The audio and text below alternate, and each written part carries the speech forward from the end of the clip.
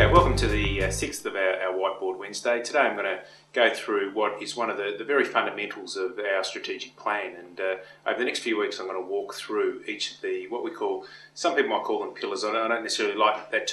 terminology in itself, but it's really the first phase of what this plan is, and I think over time it'll become clear as we go through. And I think it'll be an area of the club that particularly Melbourne supporters themselves are interested in, and it'll start to come to life a little bit, many of the things that we're now trying to do. And the notion is just that it's a relatively simple one, and it's the first phase of our overall strategy, and we call it high performance with high integrity.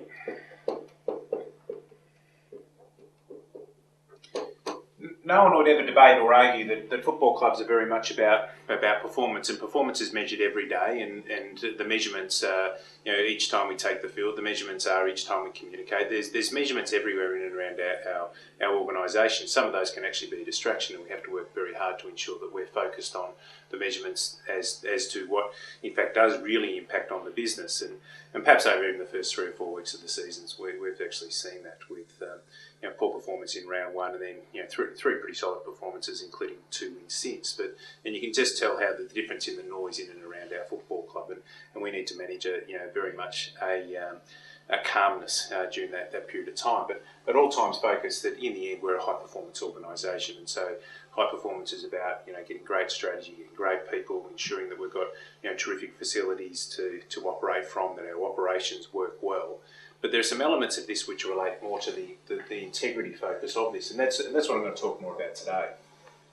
The first phase, and when we talk about integrity, we relate it to a number of things, and the first lot of integrity that I like to talk a lot about is the heritage of the club, or the creed of the organisation, and the heritage is reflected in lots of things, and quite clearly the heritage is the people who have gone before us, almost the romance, if you like, of the great players and the great times and the great eras that our clubs had, and we have won 12 premierships, and we're one of the clubs in the competition who have experienced great eras, which I think is a little bit forgotten given the time that it's actually taken for us to win Premiership number 12, from Premiership number 12 trying to win Premiership number 13, which has obviously been an extended period. But having experienced great eras as a football club, it's something that quite clearly we're very committed to experiencing again. And a lot of that, if you like, the heritage and the romance of footy clubs, it can boil down to as and I like to use a prop when I give talks, and this is actually one of my favourites, which is it's a jumper worn by Stuart Spencer when he won the 1955 and 1956 Best and Fairest, but we won the premiership that year. He must have been a mighty little player during that period of time. But it's got you look at the back. It was the number 12 that Colin Sylvia is now proudly wearing after his 5 goals on the weekend. But just the fact that this has been so much part of his life and so much part of the heritage of our club, and you give it to people, and they'll rub it up against their face because it just reminds them of the type of jumpers they wore when they were a kid. But what that has in common with is, and if you have a look now and say that the modern AFL jumper, and you see, and I say to our players, I say these are number 16, worn proudly by Jack Grimes, and before that Bob Johnson, a number of terrific players, is that for the best part of 100, we didn't wear the red and blue in our first part of our history. I think we're the Invincible Whites way back then, but for much of our history, probably 140, 145 years of it, we've worn red and blue, and there's been men who have given their all for this particular jumper, and it becomes this single thing over a whole period of history. So that heritage element is something that we reflect very, very strongly on. And we talk to our play group very much as they're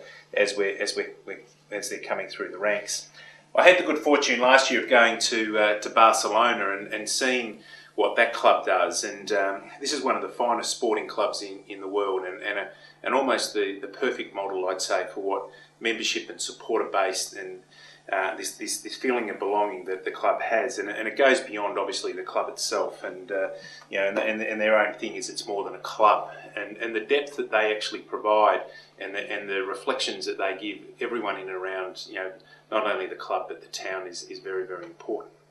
And one of the learnings I had coming out of the experience of Barcelona is that is that what we have a tendency to do in our sport is look at what's happened as being history and look at what's going forward as being future. But there's a certain timelessness in and around AFL clubs and great sporting clubs, which is something that I'm very keen for us to focus on. That we have a tendency to say, oh, you know, with what the previous administration was this, or the previous coach was this, or the previous players were that. Well, for me, all it is a group of people who, for the best part of 152 years, has given their very, very all to make sure that this club continues to exist and continues to thrive. And so we will never use the term rebirth, or we'll never use those sorts of things as though it's some new thing happening in and around the club, because the fact is the club has deserved to be here for 152 years, and it's going to be here for at least that long period of time, at least that length of time again,